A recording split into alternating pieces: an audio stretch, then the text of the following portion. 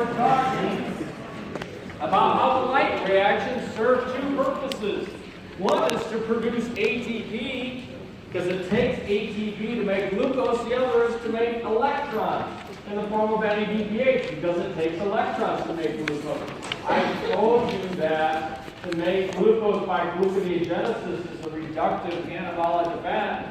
Basically, the dark reactions are very much like what you see in gluconeogenesis. Therefore, the dark reactions are also reductive. The only real difference besides the names of enzymes is the fact that gluconeogenesis uses NADH and the dark reactions, or the Calvin cycle, uses NADPH. Okay, so the light reactions are there to set the stage for the dark reactions. And as the names imply, the light reactions require light, and we're going to talk about why in a second, because it's there to drive the oxidation of chlorophylls. And the dark reactions, they can happen in the dark. They can be temporally separated away from the light reactions as long as the light reactions have provided the ATP and the NADPH, so the dark reactions can occur in the dark. That's why these are named the way they are. And as I told you before, it's critically important to understand that the light reactions of photosynthesis should not be happening. You should not be able to strip electrons away from such a strong oxidizing agent in the form of chlorophyll. The only reason why we can do this, why we can make this endergonic non-spontaneous process work, is because of the energy of light coming in and driving that oxidative process. So this should not happen, but plants have figured out a way to extract energy out of sunlight. So here it is. It's two photosystems connected by an electron transport chain, and it is called the Z scheme. Here's another example of plant scientists not being very intelligent. If you look at that, I'd say it's either an M scheme or a W scheme, right? So it's a Z scheme if you turn your head to the side. What does it represent? It represents the flow of electrons in relation to energy. And basically, it's telling you photosystem 2 to oxidize the first chlorophyll. That is an endergonic process to destabilize that. And then as we go stepwise through the electron transport chain, we're releasing energy and driving those electrons to the next chlorophyll that happily is reduced. And the only way we can oxidize this chlorophyll is to provide energy from light, and then we send the electrons down to NADP+.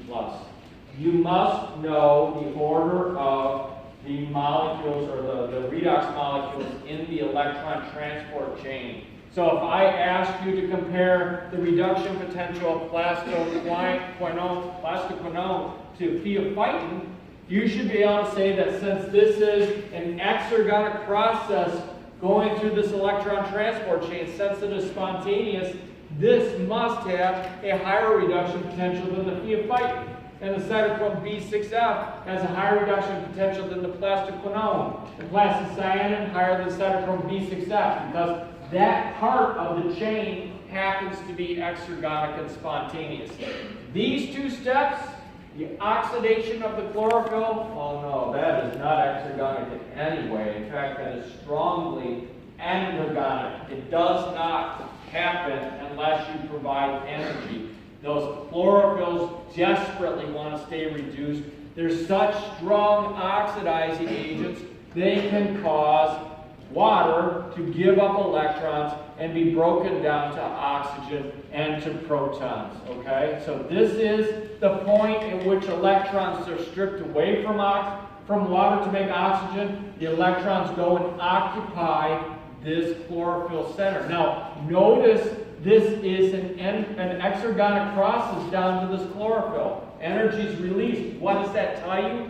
That this chlorophyll has a higher reduction potential than the oxygen. Okay? So, look at this scheme and understand that there are many things going on. First of it is oxygen evolution, which is very good for our atmosphere. The second part of it is there's ATP production coupled in this electron transport chain. Why is that? I'm going to get to it in a second. But you got to understand that as part of this cytochrome B6F complex, there's an iron sulfur cluster in there. And then we define iron sulfur clusters as being important for building pH gradients in the mitochondria. Same thing is happening here in the chloroplast. The iron sulfur clusters are roadblocks for protons. They allow electrons to flow through, but protons get thrown out of the electron transport chain, and they are used to contribute to the pH gradient. And then finally, the electrons will go to the photosystem 1, which is the second photosystem. They'll be oxidized out of that, and then they will be given to NADP plus to make NADPH. Okay? And then the ATP and the electrons from the NADPH can be used to make sugars.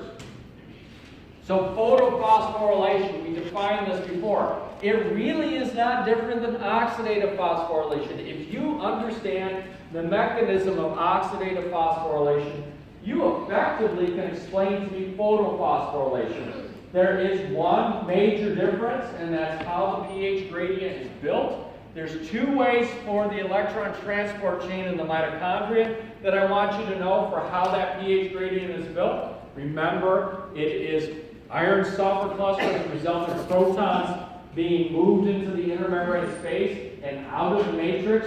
And the second way is that we make water in the matrix, which uses protons and raises the pH of the matrix. Unlike oxidative phosphorylation, there are three ways that we make a pH gradient in the chloroplast. And remember, the pH gradient exists between the thylakoid space and the stroma of that chloroplast. So it once again builds up a high concentration of protons in the thylakoid space, which represents a low pH. It depletes protons in the stroma, which represents a high pH.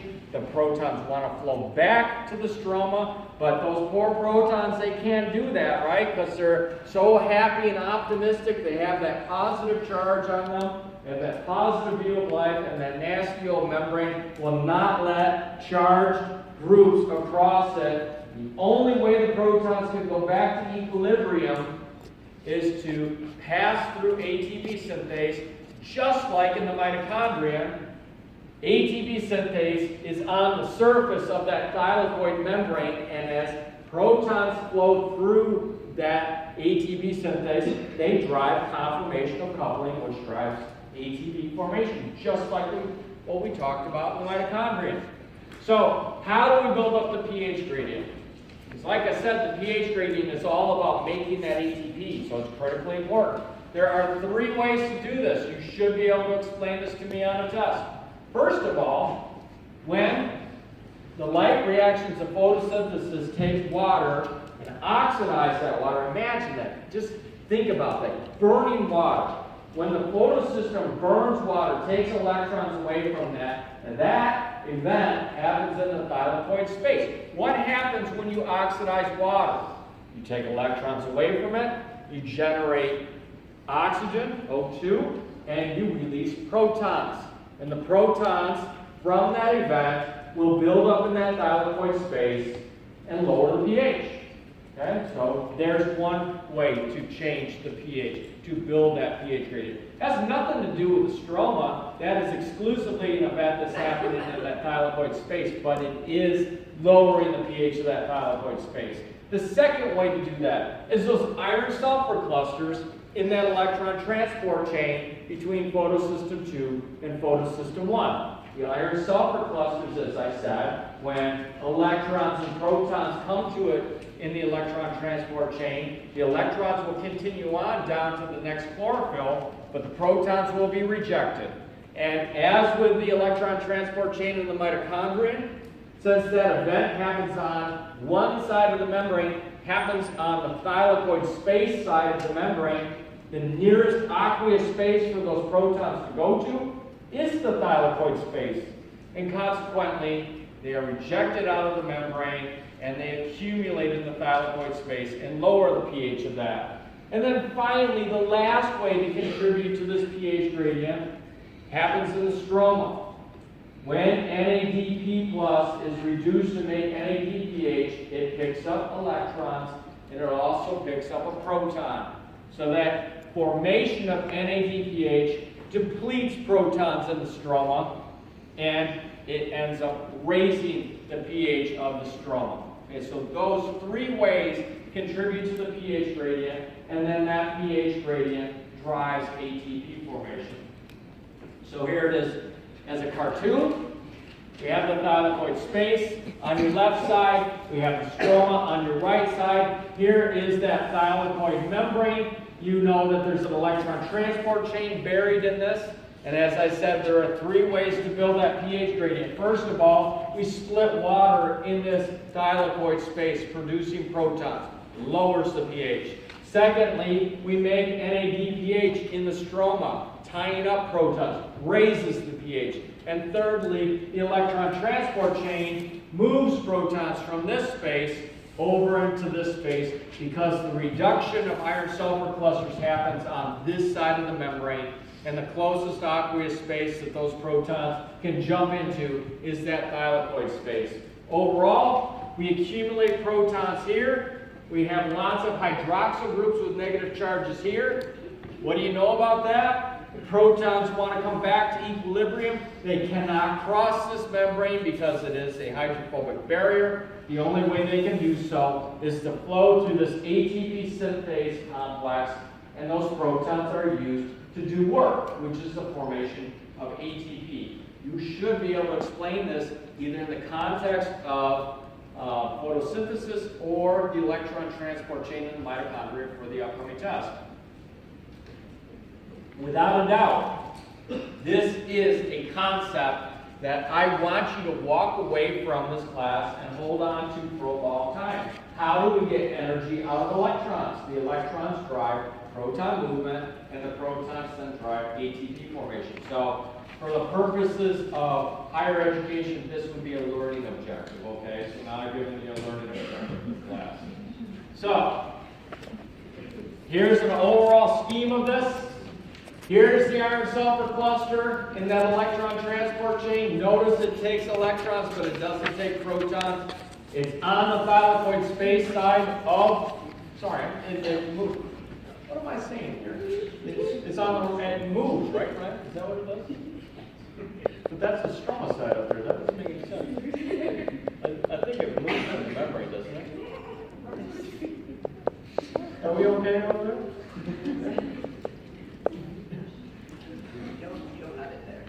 What? There's one there and others there? Okay.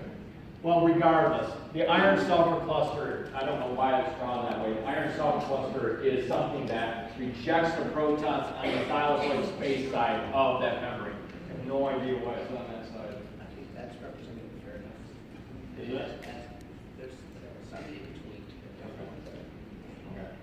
So what I want you to know is that iron-sulfur clusters don't take protons, and they do participate in that pH gradient because some of them don't take protons in that thylakoid space side. All right, the dark reactions. As I told you, the dark reactions are very similar to gluconeogenesis. In fact, if you know gluconeogenesis, you effectively know the dark reactions. So you're not going to learn much more from this.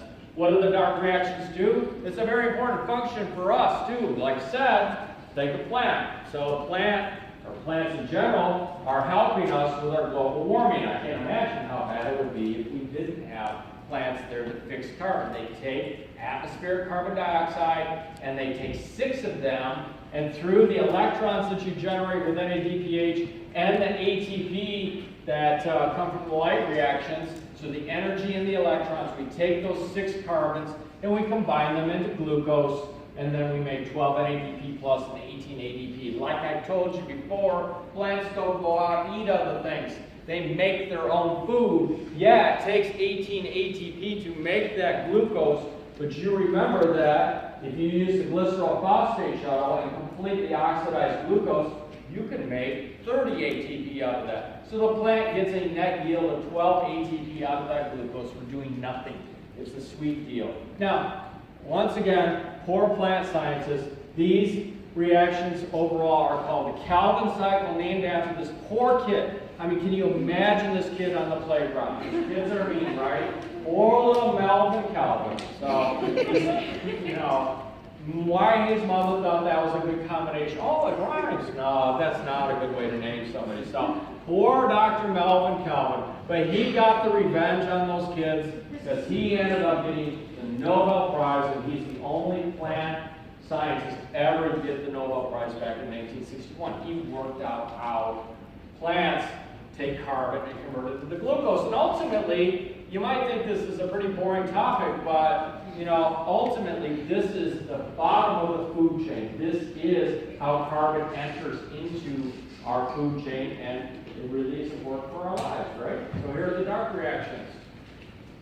The carbon fixation step takes ribulose 1,5-bisphosphate, and it condenses the carbon dioxide onto that to make a very unstable molecule that will almost instantly break down. So we go from a 5-carbon molecule to a 6-carbon molecule that wants to split almost instantly. If you have 6 of these molecules being fixed and they split into 3-carbon molecules, you can then generate 12 3-phosphoglycerates from those 6 ribulose 1,5-bisphosphates. So we're going from a 5-carbon molecule to a 6-carbon molecule, and then breaking that 6-carbon molecule into 2 3-carbon molecules, and then you can go on to make glucose. Where would you have seen 3-phosphoglycerate from before? Anybody want to make me happy? Not. I have a very low threshold, very low bar for you to pass. Okay. Anybody want to bring this over? Glycolysis. Glycolysis, right? What step? Anybody want to make me a little more happy? Don't make me throw condoms at you. I got all this stuff.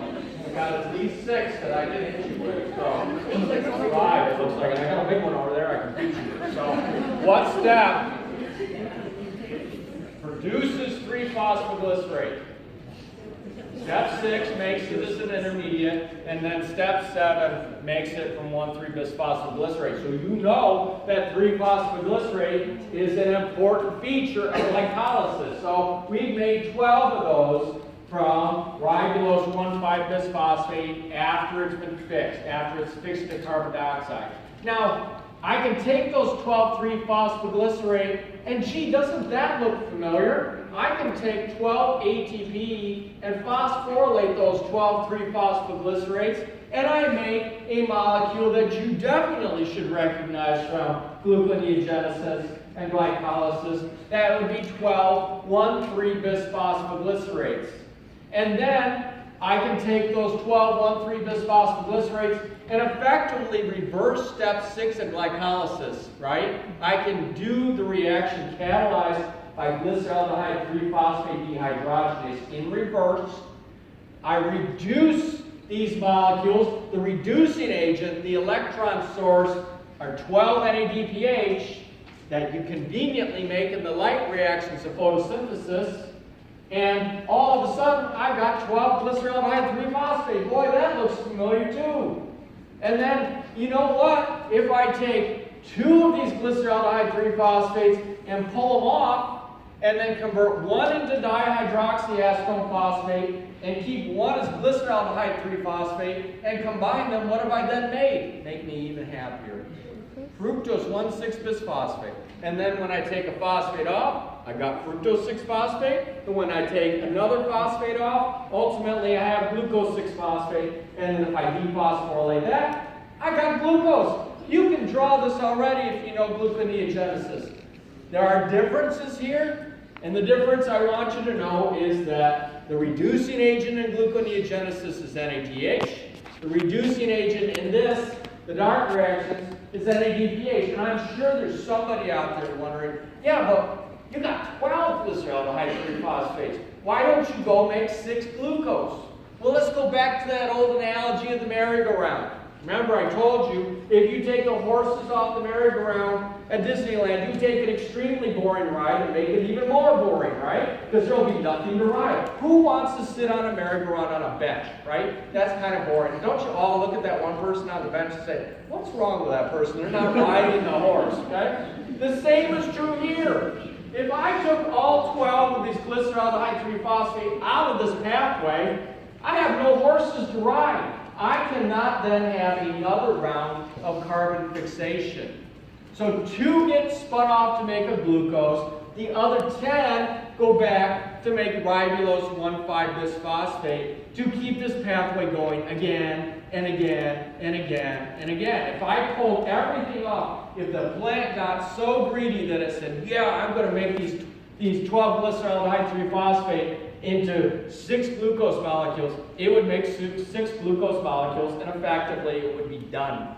But by keeping intermediates here constantly, we can go around and around again. Now, interestingly, to go back to these 6 ribulose 1,5-bisphosphates, it takes 6 ATP to do that. So 12 ATP up here, 6 ATP up here, down here. What does that add up to? Let's show your math was for a purpose, right?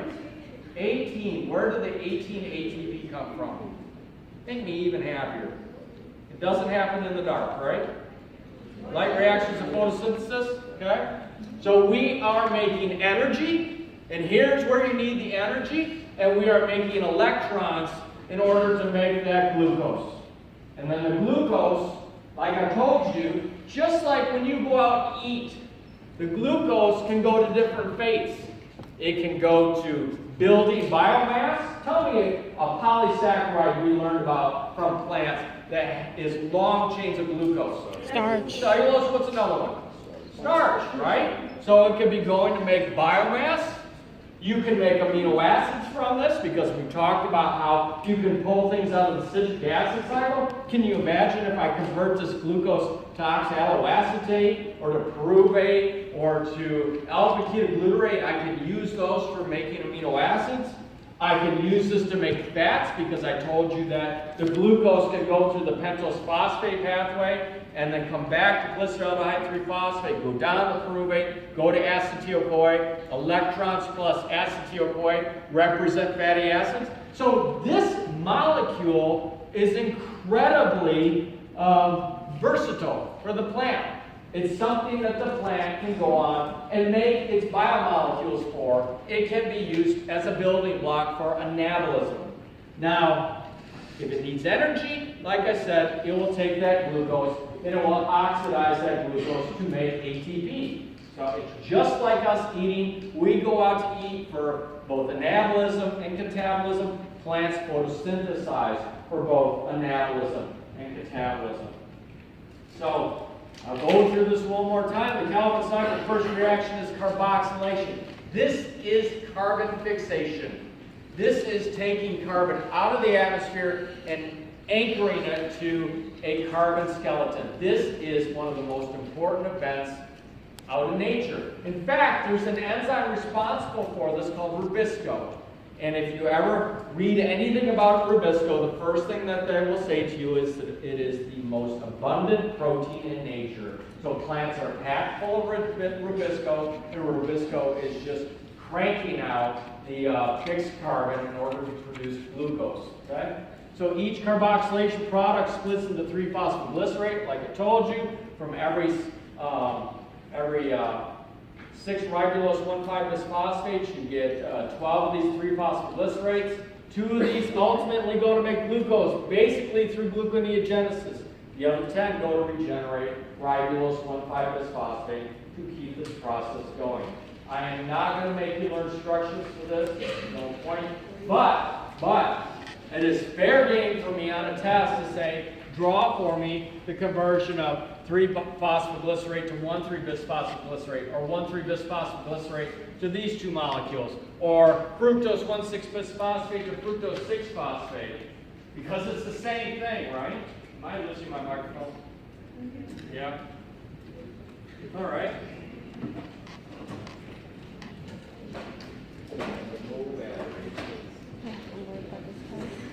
Yeah, it's a lot of material. Are you taking videos of all the lectures for this test? And can I steal some of them from you? Yes.